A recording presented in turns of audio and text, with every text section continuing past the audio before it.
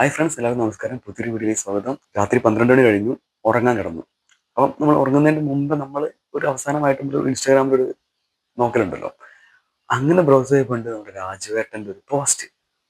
So എമ്പുരാൻ്റെ update ഞാനൊരു video നാളത്തേക്കുള്ള shoot ചെയ്ത് വെച്ച് പ്രീമിയറിലിട്ട് വെച്ചിട്ട് കിടന്നതാണ്.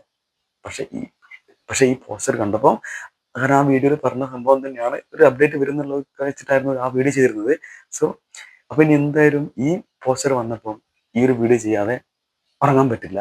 അതുകൊണ്ട് തന്നെ വേഗം എണീച്ച് വന്നിട്ട് വീഡിയോ ചെയ്യാണ്.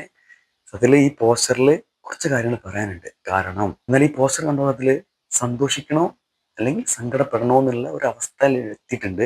കാരണം അത് എത്ര പേർക്ക് മനസ്സിലായിട്ടുണ്ടാവുമെന്ന് അറിയില്ല. കാരണം കാരണം ഇത് ജസ്റ്റ് ഒരു പോസ്റ്റ്, ഒരു ഡിസ്ക്രിപ്ഷനോ ഒന്നും കൊടുക്കാതെ, ഒരു സെന്റൻസ് പോലും അത് എഴുതാതെ ഒരു ഫോട്ടോ ഇട്ടിട്ടാണ്. സത്യത്തിൽ ഈ പോസ്റ്റ് കണ്ടപ്പം സന്തോഷിക്കണോ സങ്കടപ്പെടണോ എന്നുള്ള ഒരു അവസ്ഥയിലാണ് അതിൽ നിൽക്കുന്നത്. കാരണം എന്താ വെച്ചാല് ആ പോസ്റ്റിൽ ആ ഫോട്ടോയിൽ എഴുതിയിരിക്കുന്ന സെന്റൻസ് ആണ്. കാരണം നിങ്ങൾ പലരും മേ ബി ഈ സെന്റൻസ് കേട്ടിട്ടുണ്ടാവും. ഞാനിത് മുന്നേ കേട്ടത് നമ്മളെ ഗ്രേറ്റ് ഹോളിവുഡ് ആക്ടറായ ഡാൻസിൽ വാഷിംഗ്ടൺ, ഭയങ്കര ഫേവറേറ്റ് ഒരു ആക്ടറാണ് ഡാൻസിൽ വാഷിംഗ്ടൺ, ഹോളിവുഡിലെ. അദ്ദേഹം ഓസ്കാറിന്റെ വേദിയിൽ വെച്ചിട്ട് എനിക്ക് തോന്നുന്നു ബിൽ സ്മിത്തിനോ ആണ് തോന്നുന്നു ഓസ്കാർ കിട്ടിയ ടൈമിൽ പറഞ്ഞൊരു വേർഡാണ്. എന്നാൽ ആ വേർഡിങ് നമുക്ക് വായിക്കുക, അതിൽ ഒളിഞ്ഞു കിടക്കുന്ന ഒരു ചെറിയ പ്രശ്നം കൂടി നമുക്കതിൽ പറയാം. കാരണം ആ സെന്റൻസ് ഇങ്ങനെയാണ്: at your highest moment be careful, that's van the devil comes for you. ഞാൻ ഒന്നുകൂടി പറയാം: at the highest moment be careful, that's van the devil comes for you.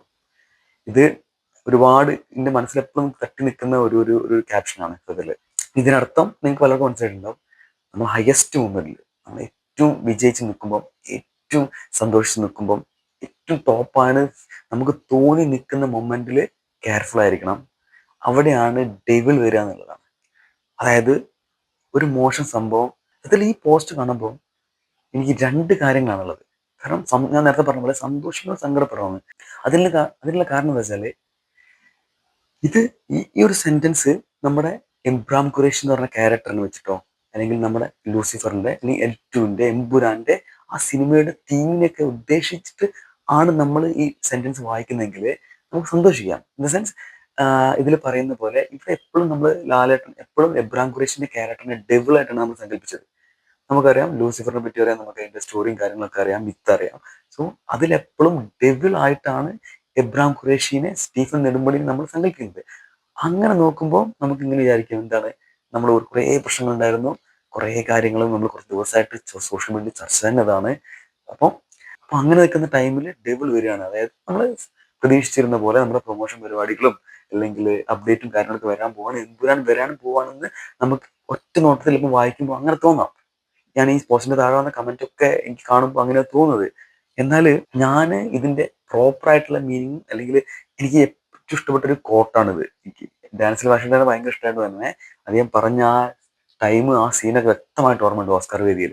So ആ അർത്ഥത്തിൽ നമ്മൾ ഒന്നും കൂടി ഈ കോട്ട് വായിക്കുകയാണെങ്കിൽ, ഞാൻ പറഞ്ഞ രണ്ടാമത്തെ, ഞാൻ പറഞ്ഞ സങ്കടപ്പെടുത്തുന്ന അല്ലെങ്കിൽ ടെൻഷൻ തരുന്ന ഒരു സൂചന എന്താണെന്നുള്ളത് നമുക്ക് നോക്കാം. ഇന്നൊരു മലയാള സിനിമയ്ക്ക് ഇല്ലാത്ത ഹൈപ്പ്, ഇന്നേ വരെ ഒരു മലയാള സിനിമ എടുക്കാത്തത്ര ബഡ്ജറ്റില് ലോകത്തിലെ എല്ലാ മലയാളികളും എല്ലാ ഇന്ത്യക്കാരും അതിൽ വെയിറ്റ് ചെയ്യുന്ന ഒരു മൂവി, ഇത്ര ഹൈപ്പിൽ വരുന്ന, അതായത് ആ മൂവിയുടെ ഏറ്റവും ഹയസ്റ്റ് മൊമെന്റിലാണ് എമ്പുരാൻ നിൽക്കുന്നത്.